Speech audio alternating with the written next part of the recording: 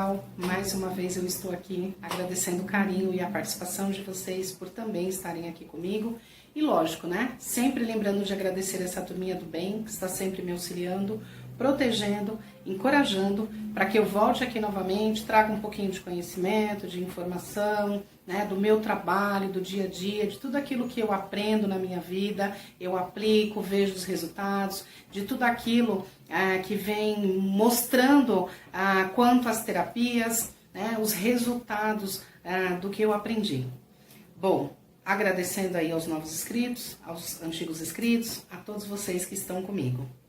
E eu estava aqui trabalhando, terminei mais um dia de trabalho e eu achei interessante abrir a câmera para falar para vocês algo que vem sendo muito comum. Eu pego algumas pessoas, né, eu lido com algumas pessoas dentro das terapias, também escuto relatos aí dos meus colegas de profissão sobre pessoas viciadas em sonhos. Isso mesmo, pessoal.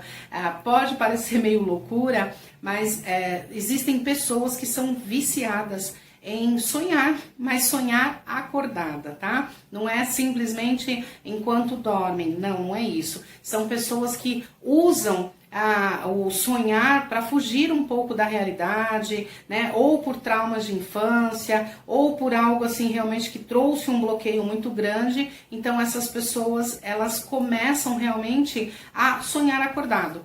É aquele famoso tá no mundo da lua, sabe? Então, em algum momento da nossa vida, com certeza alguém já passou por isso. Sabe quando você tá numa conversa, que ela tá muito chata, tá muito maçante, e você se percebe que você não estava ali. Principalmente quando a pessoa faz uma pergunta, né? Você não consegue assimilar o que foi conversado, porque o seu corpo está ali, mas a sua mente, ela tá, né, viajando, ela tá num outro lugar, né? E isso, ela acaba, assim, sendo um transtorno, tá? Trazendo algumas complicações, porque a pessoa perde o foco. Muitas delas, elas usam alguns gatilhos para começar a viajar, a sair realmente, assim, do estado presente. E aí elas começam a sonhar acordado. Eu vejo muito isso nos adolescentes hoje em dia, né? Eles não conseguem ter um foco, por exemplo, para estudos, não conseguem se concentrar em tarefas simples mesmo que estejam fazendo, quando você percebe aquele adolescente tá no mundo da lua, né? Dentro da psicologia é conhecido esse transtorno como devaneios, né? Devaneio excessivo mal adaptado. Esse é o nome aí pra gente, né, catalogar, digamos assim, esse transtorno, tá? Então, existe também alguns sintomas. Eu até trouxe aqui para vocês uma colinha, tá, pessoal? Para poder mostrar para vocês que são sintomas mais comuns que as pessoas relatam, tá?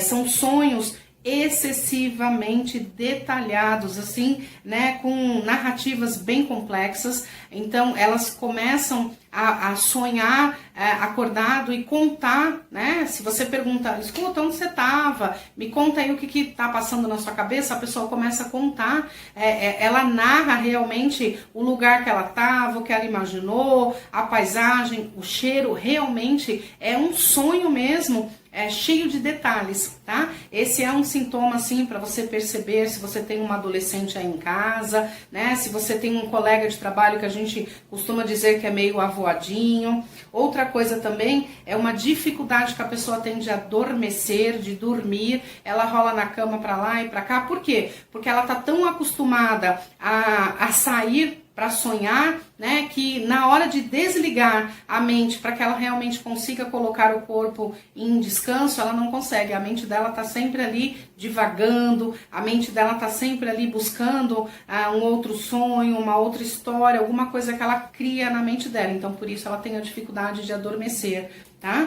Outro sintoma também são movimentos repetitivos que ela comete ao sonhar acordada. Então tem pessoas que estão ali, né, batendo, fazendo barulho, outras estão estralando os dedos, outras estão realmente assim, são toques, né, são movimentos repetitivos Porque aí você já começa a perceber que quando a pessoa ela entra nesse movimento, ela não tá, o corpo dela tá aqui, mas a mente dela tá sonhando, tá? Então é sim muito comum e às vezes ele pode sim até ser confundido com outro transtorno, tá? Por exemplo, a hiperatividade ou uma pessoa beirando ali a esquizofrenia, porque tem pessoas que acham que esse transtorno é como a esquizofrenia, porém tem uma diferença, tá, pessoal?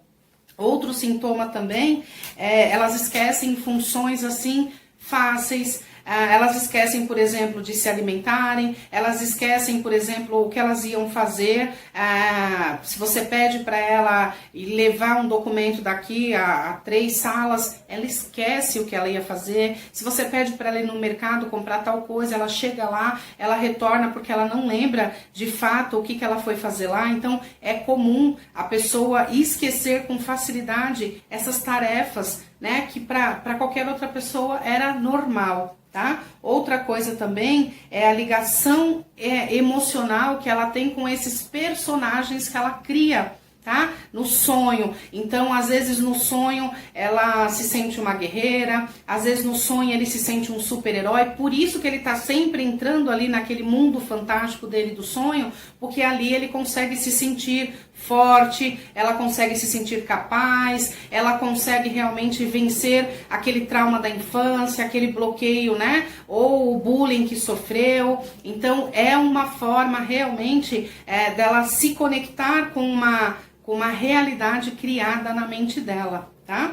Outra coisa também são as expressões faciais e gestos espontâneos em relação aos sonhos. Então, quando ela tá tendo esse sonho acordado, quando ela tá no mundo da lua, como a gente costuma falar, ela faz expressões faciais, às vezes ela chega a murmurar baixinho, sussurrar, como se ela estivesse conversando com outra pessoa, né? É inaudível para você, mas você sente que ela tá ali se movimentando, conversando, agindo, ela tá realmente assim interpretando aquele personagem do sonho, né, que ela tá tendo.